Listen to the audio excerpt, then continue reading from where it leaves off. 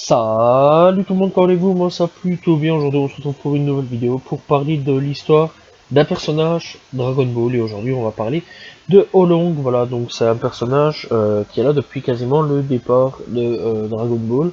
Tout simplement, voilà, il est là depuis le chapitre 5 et l'épisode 4 de Dragon Ball. Donc voilà, et donc à la base Oolong, bah, c'est un protagoniste dans l'univers Dragon Ball. Et le personnage se fera plus discret dans la série TV Dragon Ball Z, Dragon Ball GT et Dragon Ball Super, où à partir du manga, enfin du chapitre tout simplement 195 du manga, c'est un cochon possédant la capacité de se métamorphoser à volonté. Pendant 5 minutes, il doit ensuite attendre 1 minute tout simplement avant de commencer.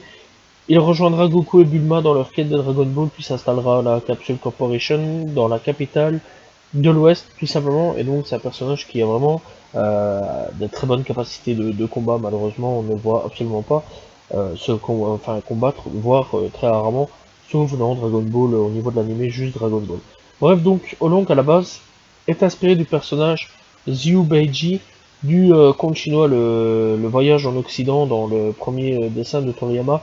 L'a dessiné tout simplement en se basant sur la vision traditionnelle qu'ont les gens de Xiu Beiji. C'est pourquoi la base Oolong est assez gros, enrobé, se baladant avec un râteau, tout simplement. Bon, alors le râteau, je sais pas pourquoi, parce que j'ai jamais lu vraiment le conte. En fait, j'ai jamais lu tout court le conte. Donc, je saurais pas vraiment dire pourquoi le râteau, mais c'est pas grave, on s'en fout de toute façon. Bref, au niveau de l'apparence et la personnalité, Oolong, bah, c'est un cochon anthropomorphe, de petite taille et à la peau rose claire. Il porte un uniforme de l'armée communiste chinois de couleur vert foncé. Comme Kami Seinen, il est pervers à balle de guerre, vraiment à fond lui.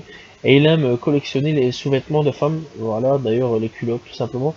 De plus, il a un comportement cynique et lâche, et ne nie jamais qu'il l'est, au contraire, il semble plutôt fier de se comporter comme un lâche régulièrement. Oolong est sujet à un running gag dans les parties Dragon Ball et Dragon Ball Z, car il est systématiquement frappé par Bulma, tout simplement. Alors c'est vrai qu'à chaque fois, il se fait souvent frapper par Bulma si on suit un petit peu, tout simplement, Dragon Ball. Bref, donc, Oolong, tout simplement, est né dans le village Octagone, un village dont les habitants sont comme lui des cochons anthropomorphes et pervers, tout simplement, et il a été renvoyé au jardin, renvoyé du jardin d'enfants pour avoir enlevé sa maîtresse d'école. Plus tard, il rejoindra l'académie des Métamorphoses, où il fera connaissance de Puert, voilà, donc un personnage que je parlerai plus tard, parce que c'est un personnage aussi dans Dragon Ball, l'ami de Yamcha tout simplement. Donc il raquettait tous les jours Puert pour avoir de l'argent de son déjeuner. Il sera renvoyé pour avoir volé des culottes de à ses professeurs, tout simplement. Donc ce mec est clairement super chelou. Bref, après tout ça, il a réussi à acquérir un somptueux manoir à force de dérober l'argent des villageois. Oolong s'installe alors aux abords du village Haru, où il kidnappe des jeunes filles pour qu'elles se servent le servent dans son manoir, tout simplement. Malheureusement, c'est le contraire qui se produit. Les jeunes filles avaient de meilleures conditions de vie et ne faisaient rien de leur journée, mis à part se divertir, tout simplement. Voilà, en gros, elle n'en avait strictement rien à foutre de ce mec. Alors qu'il voulait kidnapper une énième jeune fille, les villageois lui tendirent un piège, et c'est Sangoku qui prit la place de la jeune fille tout simplement. Se rendit compte lorsque Sangoku fait pipi contre un arbre. Il apparaît d'abord sous la forme d'un gigantesque taureau, mais son temps de transformation fut écoulé, il dut fuir tout simplement. Voilà, tout simplement, ce fut assez mythique à ce niveau-là. Alors tout ça, on peut le retrouver bien sûr dans Dragon Ball à partir de avec Son Goku, tout ça, en animé ou en manga. Bref, et il revient à l'attaque 1 minute plus tard sous la forme d'un grand robot avec un bol de ramen, et il défia Goku en espérant l'intimider, mais ce dernier ne prit pas peur et fut même enjoué de pouvoir se battre contre Oolong. Oolong prit peur et se transforma en chauve-souris pour tenter de fuir Goku, mais Goku le rattrapa avec son Kitoen, donc à mon avis nuage magique en français tout simplement. Bref, après avoir présenté ses excuses aux habitants, il rejoindra Goku et Bulma dans leur voyage durant le trajet jusqu'au mont Fripan. Goku, non, Oolong tenta de s'échapper en se transformant en poisson, mais furent repêchés par Bulma, et c'est à ce moment que Bulma fut ingéré à son insu un cachet qui lui provoque de violents maux de ventre, à l'obligation d'aller aux toilettes dès qu'il siffle tout simplement. Ouais, donc Bulma, c'était clairement pas quelqu'un de très cool à l'époque, parce que de toute façon, j'ai déjà fait une vidéo sur elle, d'ailleurs, pour ceux qui veulent savoir, son histoire dessus. Voilà, franchement, ouais, c'était pas non plus quelqu'un de très cool, voilà, à la base, c'était pas non plus un personnage qu'il fallait vraiment défier. Donc voilà, tout simplement. Bref, alors qu'il traverse à pied un désert pour poursuivre leur voyage, il tombe donc sur Yamcha et Poer, tout simplement, bon, enfin c'est bizarre comme nom.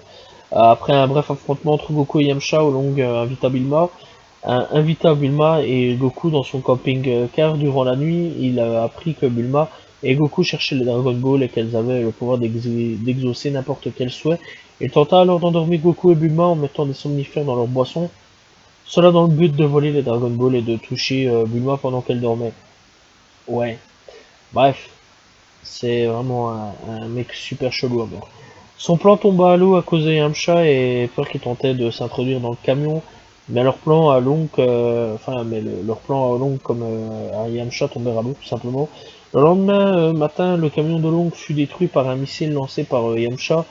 Après un affrontement contre Goku au cours duquel il perdit une dent, Yamcha offrit au trio une voiture évidemment. Cette voiture était dotée d'un appareil de pistage tout simplement.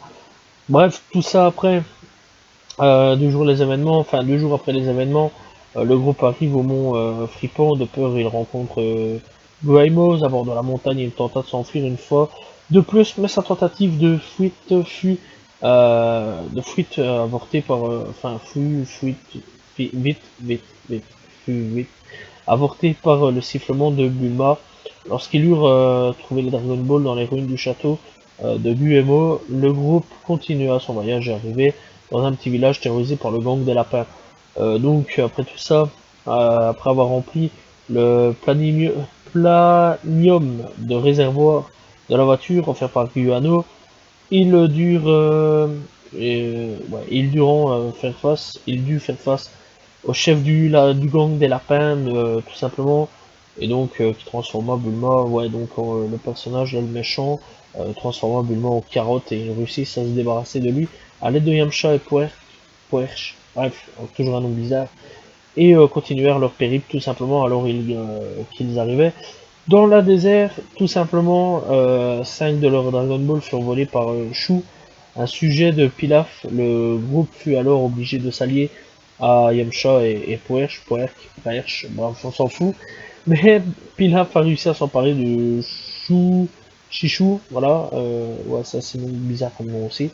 Alors que Pilaf allait réussir à formuler son souhait, bah c'est Olong tout simplement qui arriva et demandait tout simplement une culotte, voilà, et il a obtenu une culotte. Ouais. Bref, Olong après tout ça, on le revoit dans le 21e Tenkaichi Butokai, dans la saga Red Raibon, donc ruban rouge, mais pas vraiment avec de grosses choses, voilà, pas vraiment plus à la maison de Tortue Géniale, voilà, tout simplement. On le revoit aussi dans la saga du 22e Tenkaichi Butokai, saga du 23e. Dans Dragon Ball, c'est pas un personnage non plus très important, voilà, c'est juste un personnage vraiment running gag à mort, voilà. D'ailleurs, juste un truc, c'est qu'il voulait juste partir sur Namek avec Shishi, Puer, Yajirobe, et Kami Sennin, donc Tortue Géniale. Bref, dans tous les cas, ils n'ont pas vraiment su partir parce que le vaisseau s'écrasa. Donc voilà, on voit vraiment dans quasiment tous les trucs, clairement, donc quasiment tous les petits épisodes, enfin toutes les sagas de Dragon Ball, pas tous les épisodes, mais tous les sagas de Dragon Ball. Mais là où il est le plus important, c'est clairement Dragon Ball, voilà, donc juste les premières sagas jusque Piccolo.